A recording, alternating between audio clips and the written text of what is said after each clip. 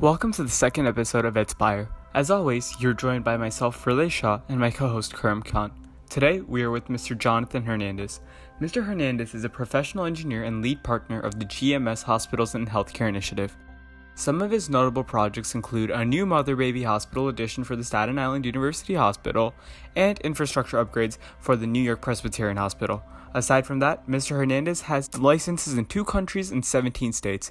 You definitely are a busy man, and I thank you once again for joining us. It's nice to have you here. So right off the bat, I just want to get into the difference between structural and civil engineer because you are, practicing structural engineer, but it says you're a civil engineer. So, can you just go over the differences between those? Civil engineer is the basic degree. So all structural engineers, geotechnical engineers, all of that, they have the basic degree of civil engineering, which is a very broad field. You know, there's water, earthquake, and structural. There's the roads, the drainage. So it's a very wide field. And after your civil engineering degree, then and also contractors, aside from contractors are and architects. I mean, a lot of the contractors are also civil engineers because it's like the baseline for everything. And then when you want to specialize in something, then you go into structural engineering. For me, for example, I decided I want to build buildings, so I went into structural engineering. But civil engineering is a broad field. Okay, you've specialized in structural engineering in the broad field of civil engineering. So what exactly is your job today? Like, what do you do? Okay, so our firm is a design firm, meaning we're the people who do the calculations, right, and work with a team of professionals, architects, mechanical engineers, and the contractors.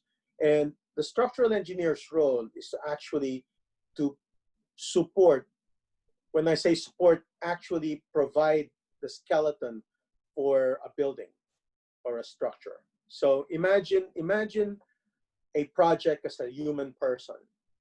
The structural engineer is the person who builds the skeleton of that person. So all of the bones, the connection of the bones from the top all the way down to the feet, that's our job.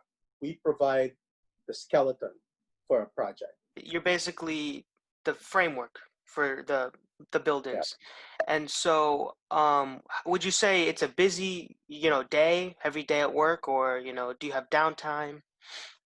It's been busy. I mean, my typical day is I come into the office. I usually am in the office during the normal times, right? I would be there, by 7:30 or 8, and try to go through my emails.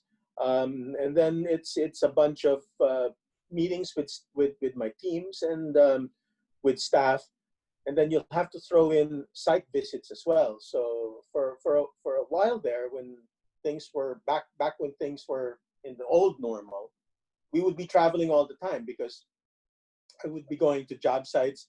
The team would be we would be divvying up the travels between the team members, and since I have projects all over the country, we would have to go there. We'll look at the field conditions and the problems. The more you are in the field, the less of the severity of the problems. So we try to go there, we meet with people and see how the work is progressing.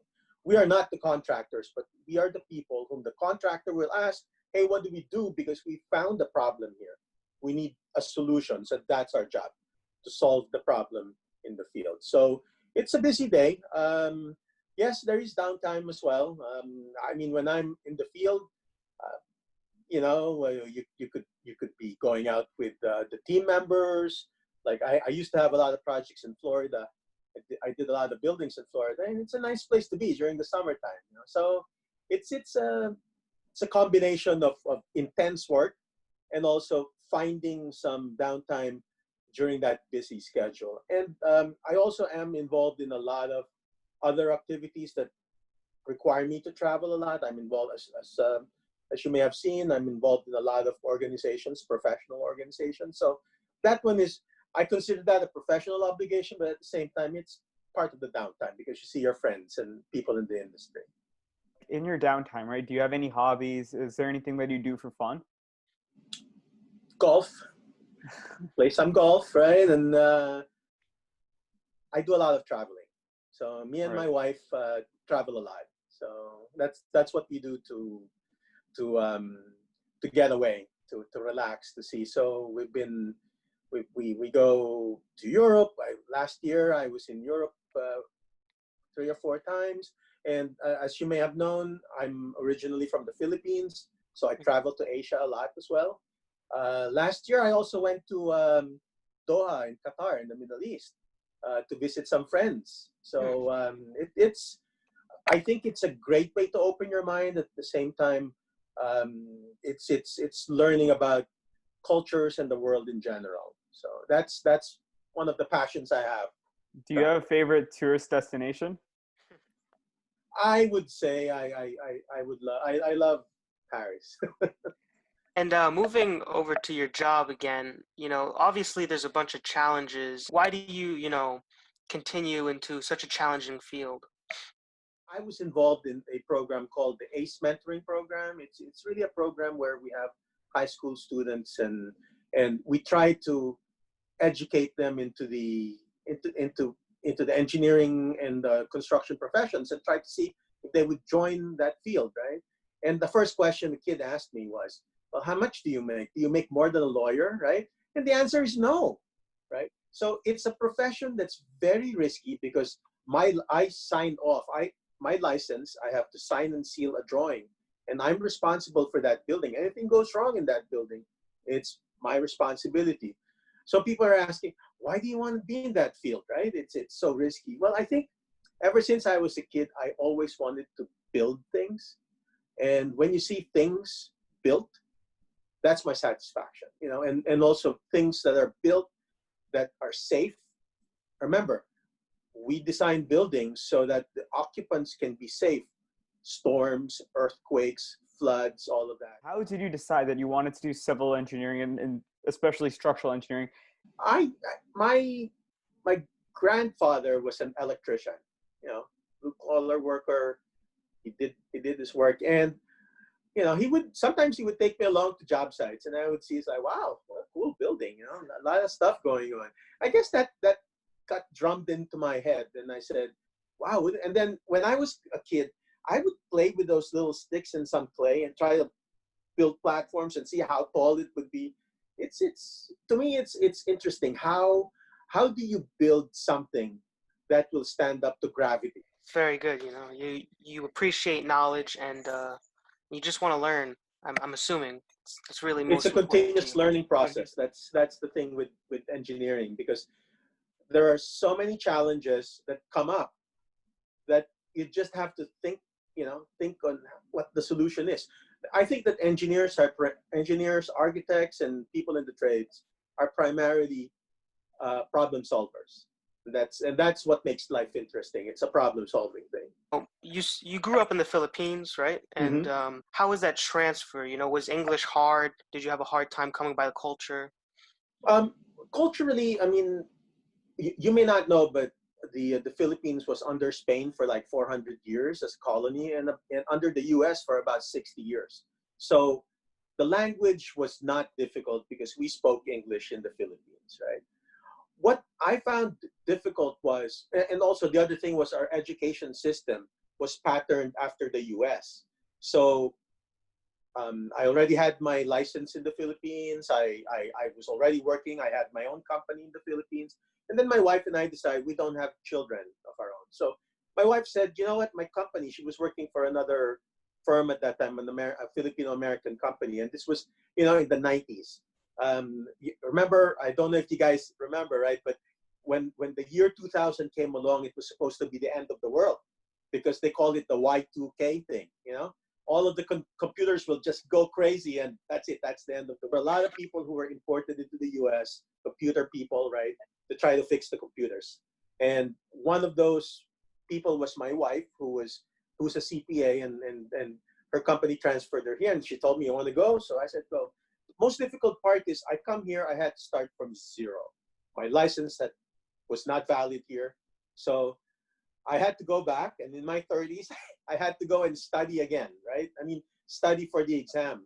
I had to take all the exams. But I think that's how it is. It was difficult at the start, and I think all immigrants. I mean, your parents would also say that, right?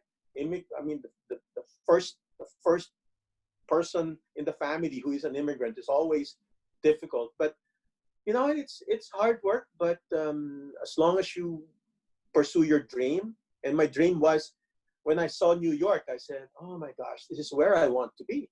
All these beautiful buildings, tall buildings. This is where I want to be. And there were so many people from everywhere, so it was like, wow. So I was just thrilled, and I really wanted to participate in how New York grew and how I would grow with it. The fact that you came over here with your wife and you started over from like nothing and are still successful today, it's really commendable. How did you become this successful? Hard work and being focused on your goal in life, right? I mean, I wanted to go back into the original profession that I studied for, and I said that I would really try very hard to get that professional license, because at the end of the day, without the government license, the professional license, then you really couldn't practice. So a lot of people say, "Hey, I'm doing well, I'm making money. Why should I need a license?" Right? But I felt that my goal was to excel in the profession I had chosen. And of course, there's also the family that supports you, and important. That's also the secret of success. Right? One last point, if you could tell anything to a kid who wants to become a civil engineer or structural, what would you advise them? I think that building stuff gives you it gives you an emotion that you cannot describe. Building something, maybe not building something directly with your hands, but thinking about it, designing something, and also that action is a service to humanity by building something that's safe and will survive the the test of time is important. I mean, shelter is a basic need of humans, and so I think that for young people today, this is a basic need. I encourage young people, come, see if you want to build stuff, right? It will. I mean, money's not bad, right? But it may not be the money of a lawyer or whatever, but the satisfaction that you get Sense of completion. is really something that will complete your life. Thank you for joining us, Mr. Hernandez. Today, we saw how your commitment to your goals, your perseverance, and dedication led to your success. I am sure you've inspired a number of people today. Thank you once again, and I hope you have a good day.